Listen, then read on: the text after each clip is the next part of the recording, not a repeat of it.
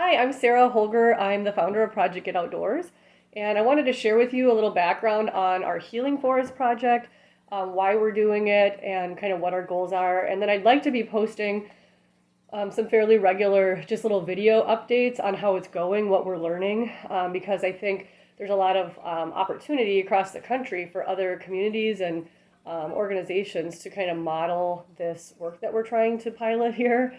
Um, so I personally went through the Nature and Forest Therapy Guide certification back in 2021. And I've been on a journey of just exploring how to utilize that within my community and my place of work. I work full time for the Minnesota Department of Natural Resources, Minnesota State Parks, at Whitewater State Park, which is located in Winona County in southeast Minnesota here. And so, as a naturalist at the park, I've been able to, weave it into mindfulness-based programming, and I lead monthly forest bathing walks at the park. But I've also been doing outreach with community organizations, and part of that is through Project Get Outdoors and some of the community organizations that we've been partnered with or we've worked with over the years, really trying to expose BIPOC communities to this form of nature exposure. Um, Forest bathing is a Japanese practice that's fairly new in the Midwest. It's been here in the United States for a couple decades now, really big on the West Coast and East Coast, but it's just kind of new in the last 5 years or so in Minnesota. And so most people in Minnesota haven't heard of it, especially within those BIPOC communities. And so really what we're trying to do is provide opportunities for BIPOC practitioners who work with youth and young adults, especially those experiencing trauma, to kind of see what this is all about and see if it's a tool that they would be interested in getting training, to be able to bring it to their organizations and to the youth that they serve. And so over the past year, that's kind of what I've been doing, is reaching out and offering to lead walks for organizations so that they could just kind of see what this is all about. And through that, then, there was a strong recognition that people were very interested in this training.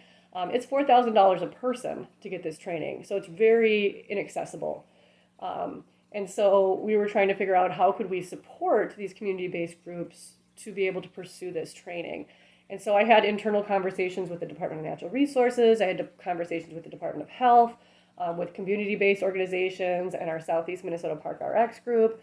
And there's just roadblocks everywhere. Everybody's like, we love this idea, but it doesn't fit within our funding or our, objectives or our, focus areas. And so that's where Project Go, talking to our own board, we were like, this fits perfectly with what we do. Our organization has been around since 2005. Our focus is to connect kids to nature with a specific focus on low-income kids and children of color. And we've been primarily doing that through after-school programming and helping train and support and empower after-school providers. But it doesn't say anywhere in our mission that we can't do things like this, supporting like a cohort of folks to get this training.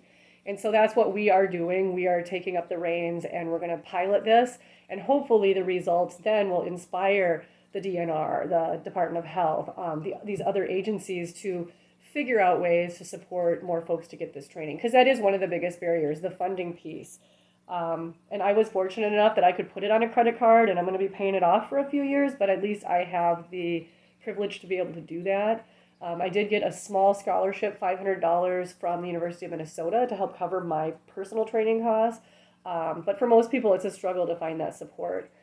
In addition, we had conversations with some other BIPOC community leaders around the metro area, and one piece of advice they gave us was not just thinking about covering the training costs, because that's the tuition cost for this course, but the course is a 125-hour training, and it's online. It's a 125-hour online course. It's a 6-month course, and you log in. It's live Zoom classes. You have a cohort that you're actively engaging with, and then after you complete that, within 2 years, you're supposed to do an in-person immersion, which is a 4-day live experience, and usually you have to travel out of state to find one of those. As part of our cohort, we are bringing that immersion to Minnesota, right here in southeast Minnesota. So we're really facilitating it, making it easier for folks. But what we were told, some suggestions we were given was, in addition to, well, my cat wants to rub on the phone, of course. In addition to providing the tuition costs, the funding for them to be able to register for the training, also consider paying them for their time to be able to participate in the training. because many of these folks are going to have to do this outside of their work. They're going to have to find childcare. They're going to have to make special arrangements so that they can actually take the 125 hours and participate. And so that is a consideration to think about. We are learning as we go here. So we recruited 15 cohort members from a cross section of different organizations.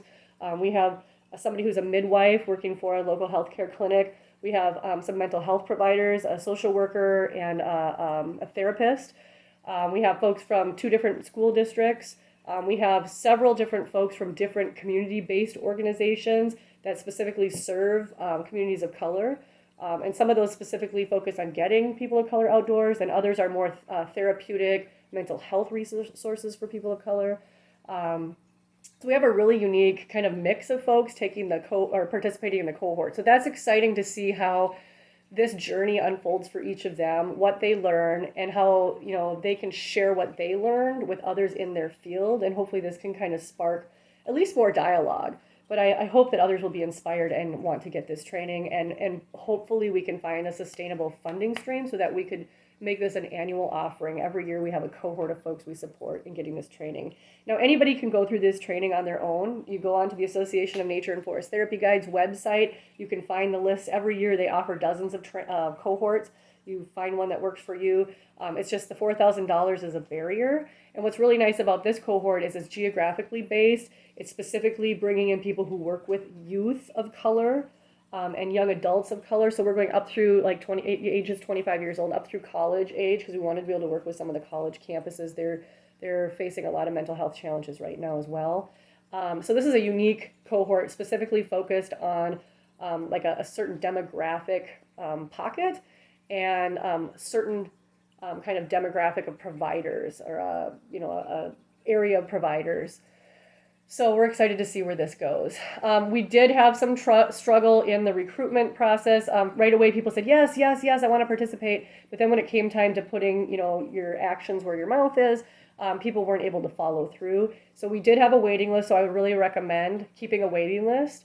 And the way this was set up was they were supposed to match the tuition costs. So Project Go was going to fundraise and cover $2,000 for each cohort member. They were supposed to find the other $2,000 match. Every single cohort member said they needed help finding the match, and we didn't want them to, be left hanging. So we said we would help find that match. But now there's a whole lot more work dumped on our shoulders to try to find the matching funds, and with not requiring them to at least put down $100 or $50, people are dropping out more easily because they don't have any skin in the game. And so I would say in the future, we would make sure they at least put $100 down of their own money. And I know that can be a challenge because, some of these folks are coming from lower income communities, but without the buy-in, people just don't follow through. So that's something I would really recommend. Right now, we're in the early stages. Our cohort just kicked off. So we have a lot more to learn, a lot more coming up here. But I will try to, like I said, keep monthly video updates to kind of share what we're learning. And hopefully we can get some of the cohort members to pop on and share, what they're experiencing. At the very end of this, they are required to present within their service community, so to their colleagues or the community they serve. And those presentations will be recorded and will be shared on the Project Get Outdoors YouTube channel. So you can look for those presentations come October 2024. So thanks a lot. Thanks for your interest in this project. And we look forward to this adventure. Take care.